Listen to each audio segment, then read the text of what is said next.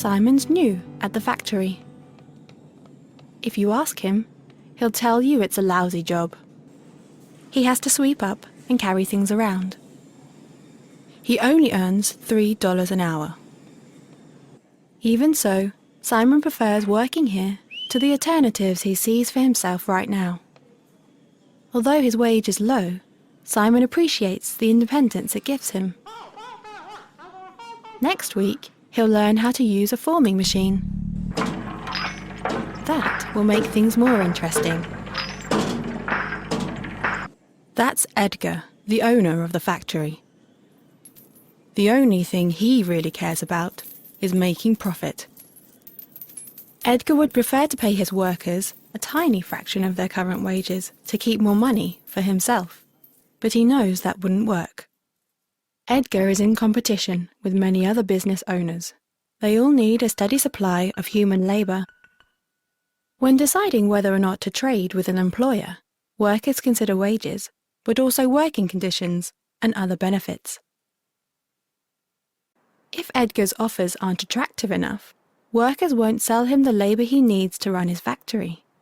So reluctantly, Έντγκαρ ends up paying market prices for the labour he buys. In another part of town, there's a celebration. This group of concerned citizens just got a minimum wage law passed. They were appalled that miserly employers like Έντγκαρ could get away with paying so little to workers like Simon. The new minimum wage is $9 an hour. Unfortunately, this doesn't mean that everyone in the town will now earn $9 or more. We already saw how the existence of competing buyers of labour influences the lower limit on what Έντγκαρ can get away with paying his workers. The upper limit on what Έντγκar will pay any worker is the amount of extra revenue he expects that worker's labour will create for him in a given period. In other words, employers won't knowingly pay workers more than the extra income they generate. They'd be losing money if they did that. So what does the introduction of the minimum wage law mean for the workers at Έντγκαρ's factory? Vicky's work generates $23 an hour for Έντγκαρ, and her wage is $15 an hour. For every hour that Vicky works for Έντγκar, he's left with an extra $8 after he's paid her wage. Because Vicky's wage is higher than $9 an hour, the new law doesn't affect her directly. Bob's labour at the factory generates $10 an hour for Έντγκar, and his wage is $8 an hour. After paying Bob's wage, Έντγκar is left with an extra $2 for every hour that Bob has worked. But because Bob's wage is less than the legal minimum, if Έντγκar wants to keep him on, he'll have to pay him more. Έντγκar calculates that if he raises Bob's wage to the new minimum of $9, he'll still be gaining $1 extra for every hour of Bob's labour after his wages have been paid. Although Έντγκar will profit less from employing Bob at $9 instead of $8, a little profit is better than none. So Bob gets a raise. But the new law is bad news for Simon. Simon's labour generates only $4 an hour for Έντγκar. The $9 minimum wage is $5 more than that.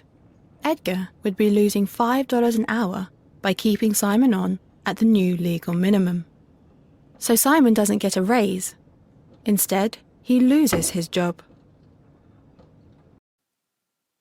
Έντγκar is irritated. The minimum wage means that if he wants to stay in business, he has to either invest in machines to do the work that unskilled labourers like Simon were doing, or he has to move production to another country where minimum wage laws aren't a problem. Έντγκar believes both of these options are less profitable for him than employing local workers. Otherwise, he wouldn't have hired Simon. For Simon, the outlook is bleak. Losing his job would have been bad enough, but the minimum wage continues to disadvantage him even while he's unemployed.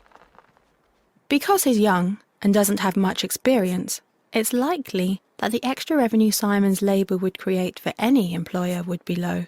Potential employers expect to lose money hiring Simon at the minimum wage, so they turn down his applications.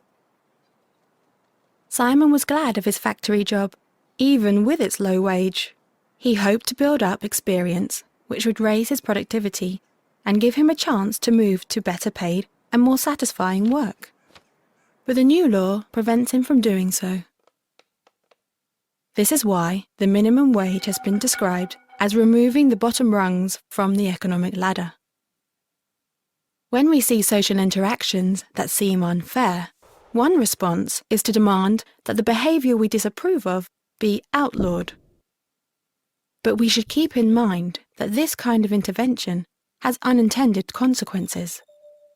Some people suspect that prohibiting voluntary exchange often does more harm than good.